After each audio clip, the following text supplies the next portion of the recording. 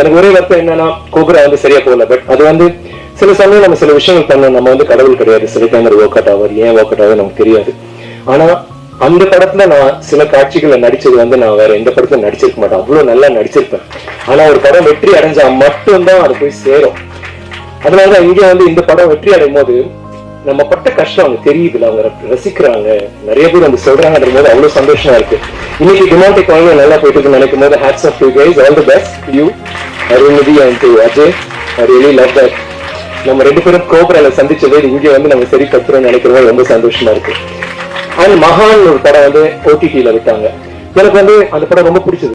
Success മീറ്റിന്റെ സമയത്ത് നമ്മുടെ ചിയാൻ വിക്രം പറഞ്ഞൊരു കാര്യമാണ് കോബ്ര സിനിമയുടെ ഫെയിലിയർ അല്ലെങ്കിൽ പണം പൊട്ടിയത് ആളെ ഭയങ്കരമായിട്ട് ബാധിച്ചു എന്നുള്ളത്. കാരണം ആൾ കുറെ കഷ്ടപ്പെട്ട സിനിമയിൽ അഭിനയിച്ചു എന്നൊക്കെയാണ് ആൾ പറയുന്നത്. കറക്റ്റ് തന്നെയാണ്. കാരണം ആ സിനിമയിൽ ഒരു ഇന്ററോഗേഷൻ സീൻ ഉണ്ട് ജയിലിൽ. അത് കിടിലം പെർഫോമൻസ് തന്നെയാണ് ആളുടെ. അതുപോലെ കോബ്ര സിനിമയുടെ ഫസ്റ്റ് ഹാഫ് അത്യാവശ്യം എനിക്ക് ഇഷ്ടമായി. സെക്കൻഡ് ഹാഫ് ഒരു അട്ടർ ഫ്ലോപ്പ് തന്നെയായിരുന്നു. സോ ഇതിന് നമുക്ക് കംപ്ലീറ്റ് ആയിട്ട് ഇതിന്റെ ഡയറക്ടറെ കുറ്റം പറയാൻ വേണ്ടി പറ്റില്ല. കാരണം ഇതിന്റെ ഡയറക്ടർ എന്ന് പറഞ്ഞാൽ ഡിമണ്ടി കോളനി സിനിമയൊക്കെ എടുത്ത ആളാണ്. ഹൈ എക്സ്പെക്ടേഷനിലായിരുന്നു അന്ന് കോബ്ര സിനിമ റിലീസ് ആയിട്ടുണ്ടായിരുന്നത്. അപ്പൊ ആള് രണ്ട് വട്ടം രണ്ട് കഥയായിട്ട് നമ്മുടെ പ്രൊഡ്യൂസർ നമ്മൾ ലളിത് കുമാർ ഇല്ലേ, 7 സ്ക്രീൻ സ്റ്റുഡിയോസ്, ആളുടെ അടുത്ത് പോയിട്ടായിരുന്നു. രണ്ട് വട്ടം ആൾക്ക് കഥ ഇഷ്ടമായില്ല. അപ്പൊ ആളുടെ കയ്യിൽ നിന്ന് ഒരു കഥ എടുത്തു കൊടുക്കുകയാണ്. അതാണ് പിന്നീട് കോബ്ര സിനിമയായിട്ട് ഇറക്കിയതെന്നാണ് പറയുന്നത്. സോ പറയുമ്പോൾ വിശ്വസിക്കാൻ തന്നെയാണ് തോന്നുന്നത്. കാരണം ലിയോ സിനിമയുടെ സമയത്ത് നമ്മുടെ ലോകേഷ് കനകരാജും ഇതേ കാര്യം തന്നെ പറഞ്ഞിട്ടുണ്ട്. അതായത് ഈ സിനിമയുടെ സെക്കൻഡ് ഹാഫ് ആദ്യം ഇങ്ങനെ ആയിരുന്നില്ല, ഈ പ്രൊഡ്യൂസർക്ക് ഇഷ്ടപ്പെടാനിട്ടാണ് അത് മാറ്റിയതെന്ന് പറയുന്നുണ്ട്. പിന്നെ മഹാൻ സിനിമ OTT-ക്ക് കൊടുത്ത മഹത് വ്യക്തിയാണ് ഈ ലളിത് കുമാർ 7 സ്ക്രീൻ സ്റ്റുഡിയോസിന്റെ. എനിക്ക് ഇപ്പോഴും മനസ്സിലാവാത്ത കോബ്രയും ഈ മഹാനും ഇരുന്ന് കണ്ടിട്ട് ഇങ്ങേക്ക് എങ്ങനെ തോന്നി മഹാൻ വന്നിട്ട് OTT-ക്ക് കൊടുക്കാൻ, കോബ്ര എടുത്ത് തിയേറ്ററിലേക്ക് കൊടുക്കാന്ന്. ആൾക്കാരുടെ ഉയരെടുക്കാൻ വേണ്ടിയിട്ടാണല്ലോ ഇങ്ങനെ കോബ്ര വന്നിട്ട് തിയേറ്ററിലേക്ക് കൊടുത്തത്. അപ്പൊ നമ്മുടെ വിക്രം തന്നെ പറയുന്നുണ്ട് മഹാൻ സിനിമ എങ്ങനെയുണ്ടെന്ന് പലരും ഇപ്പൊ ചോദിക്കുമ്പോഴും ഞാൻ ചെയ്തിട്ടുണ്ട്, ഞാൻ ഈ സിനിമ ചെയ്തിട്ടുണ്ട് എന്നാണ് ആള് പറയുന്നത്. അതായത് കൂടുതൽ എനിക്ക് പബ്ലിക് റെസ്പോൺസ് അറിയില്ല, കാരണം ഇത് OTT-ൽ ഇറങ്ങിയ ഒരു പടം ആയതുകൊണ്ട് എന്ന് പറയുന്നു. எனக்கு வந்து அந்த படம் ரொம்ப பிடிச்சது. ஆனா அந்த படம் நம்மளால எவ்வளவு ஓடிச்சு, எவ்வளவு பிடிச்சது மக்களுக்குன்னு தெரியாத ஒரு இதுல நான் எப்பவுமே மகான் நான் பண்ணிட்டேன் அப்படின்னு தான் சொல்லுவேன். ஆனா எல்லா இடத்துலயும் அவங்க வந்து அதை பத்தி மகான் 2 நான் சும்மா ஒரு போட்டோ போடும்போது எல்லாருமே வான்னு சொல்லிட்டு ഭയങ്കരமா ഉത്സാഹത്തിൽ இருந்தாங்க. തങ്കലാനിലൂടെ എന്തായാലും ചിയാൻ വിക്രത്തിന്റെ വൻ തിരിച്ചുവരവ് തന്നെയാണ് നമ്മൾ കണ്ടത്. ഇപ്പൊ അതിന്റെ പ്രൊമോഷൻ ഇവന്റ് ഇടയ്ക്ക് ഒരു റിപ്പോർട്ടർ ആളെടുത്ത് ചോദിക്കുന്നുണ്ടായിരുന്നു, ഈ Tier 1 ആക്ടേഴ്സിനെക്കാളും നിങ്ങൾ നന്നായി കഷ്ടപ്പെടുന്നുണ്ട്, പക്ഷെ ഇത്രയും ഫാൻ ബേസ് നിങ്ങൾക്ക് ഇല്ലല്ലോ എന്നുള്ളത്. അപ്പൊ ആളതിന് പറയുന്ന ആൻസർ വളരെ ക്ലിയർ ആണ്. അതായത് എനിക്ക് ധൂള്, സാമി പോലത്തെ മാസ സിനിമ വേണമെങ്കിൽ ചെയ്ത് ഇപ്പോഴും അതേപോലെ ചെയ്തിരിക്കുകയായിരുന്നു, പക്ഷെ എനിക്ക് ഈ സിനിമയ്ക്ക് വേണ്ടി ഇനിയും നന്നായി കോൺട്രിബ്യൂട്ട് ചെയ്യണം എന്നൊരു ആഗ്രഹമുണ്ട്, അതിനാണ് ഞാൻ വർക്ക് ചെയ്യുന്നത്.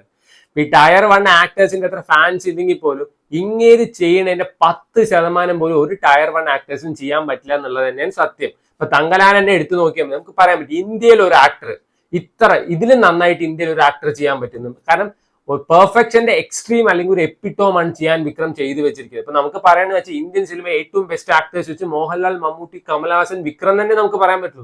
അപ്പൊ ബോക്സ് ഓഫീസിൽ ചിലപ്പോൾ ആൾക്ക് അത്ര വലിയൊരു ഇമ്പാക്ട് ഉണ്ടാക്കാൻ പറ്റുന്നുണ്ടായിരിക്കില്ല. ഇപ്പൊ വിജയ് ഉണ്ടാക്കുന്ന പോലെ ഇമ്പാക്ട് ഒന്നും ഉണ്ടാക്കാൻ പറ്റില്ലെങ്കിലും പെർഫോമൻസ് വൈസ് അങ്ങേരെ അടിക്കാൻ വേറൊരാളില്ല എന്ന് തന്നെ പറയാം. ഇപ്പൊ 2024-25 എന്തായാലും ചിയാൻ വിക്രത്തിന്റെ ഒരു ഇയർ തന്നെ ആയിരിക്കും. കാരണം ഇപ്പൊ തങ്കലാൻ കഴിഞ്ഞ ശേഷം പിന്നെ വീര, ധീര, സൂര, ചിത്ത സിനിമയുടെ ഡയറക്ടറിന്റെ ഒപ്പമാണ്. അപ്പൊ അതെന്തായാലും നല്ലൊരു പടമായിരിക്കും തന്നെ പ്രതീക്ഷിക്കുക. GB പ്രകാശ് മ്യൂസിക്കിൽ തന്നെയാണ്. ഇപ്പൊ എന്തായാലും തങ്കലാനിലെ പെർഫോമൻസിന് ആൾക്ക് എന്തായാലും മിനിമം എന്ന് പറയുന്നത് ഒരു നാഷണൽ അവാർഡെങ്കിലും കിട്ടിയേ പറ്റുള്ളൂ. അത്രയും കിഡിലായിട്ടാണ് ആൾ പെർഫോം ചെയ്തിരിക്കുന്നത്. തങ്കലാൻ സിനിമയെ പറ്റിയിട്ട് ഡിഫറെന്റ് ഒപ്പീനിയൻ ഉണ്ടാവും. കാരണം രണ്ട് അഭിപ്രായങ്ങളാണ് സിനിമയ്ക്ക് വന്നുകൊണ്ടിരിക്കുന്നത്. ബേസിക്കലി എനിക്ക് അത്ര ഇഷ്ടപ്പെടാത്ത ഒരു സിനിമ തന്നെയാണ് തങ്കലാൻ. കാരണം സാധാരണക്കാരൻ എന്തായാലും ആ പൊളിറ്റിക്സും കാര്യങ്ങളും മനസ്സിലാക്കാൻ ഭയങ്കര ബുദ്ധിമുട്ടാണ്. സോ ഇനീഷ്യൽ ആദ്യത്തെ ദിവസങ്ങളൊക്കെ നമ്മൾ പോയി കാണുന്ന സമയത്ത് നമ്മൾ സബ് ടൈറ്റിൽസ് പോലും ആ സിനിമയ്ക്ക് ഉണ്ടായിരുന്നില്ല. അപ്പൊ ഇവര് പറയുന്ന ലാംഗ്വേജ് ഒക്കെ പഴയ തമിഴാണ്, മനസ്സിലാക്കാൻ തന്നെ ഭയങ്കര ബുദ്ധിമുട്ടായിരുന്നു. പക്ഷെ ചിയാൻ വിക്രത്തിന്റെ പെർഫോമൻസിന് വേണ്ടിയിട്ട് നമുക്ക് പോയി കാണാം. കാരണം അത്രയും കിടിലനായിട്ട് പെർഫോമൻസ് നമുക്ക് അടുത്ത കാലത്തൊന്നും ഇപ്പൊ ഇങ്ങനെ ആടുജീവിതം കഴിഞ്ഞതിന് ഏറ്റവും 2024 ഏറ്റവും കിടിലൻ പെർഫോമൻസ് ആണ്. സോ പിന്നെ നെക്സ്റ്റ് ചിലപ്പോൾ ഒരു നാഷണൽ അവാർഡിന് വേണ്ടിയിട്ട് ഇവര് തമ്മിലുള്ള ഒരു കോമ്പറ്റീഷൻ ആയിരിക്കും. സോ എന്തായാലും നന്നായി ഉണ്ടാവും കാണാൻ. സോ എന്തായാലും ചിയാൻ വിക്രം ഈസ് ബാക്ക് നമുക്ക് പറയാം. കാരണം ഇനിയുള്ള കണ്ടിന്യൂസ് ആയിട്ട് ആൾ ഇനി സിനിമ ചെയ്യുന്നൊക്കെ പറയുന്നുണ്ട്. സോ നമുക്ക് നോക്കാം, ആള് വീണ്ടും പഴയ ഒരു ഇപ്പൊ സാമി, ധൂൾ ആ സിനിമയ്ക്ക് ഇറങ്ങിയ സമയത്ത് ആൾക്കൊരു ലെവൽ ഉണ്ടായിരുന്നു, ആ ലെവലിലോട്ട് ആള് വീണ്ടും തിരിച്ചെത്തുമോ നമുക്ക് നോക്കാം.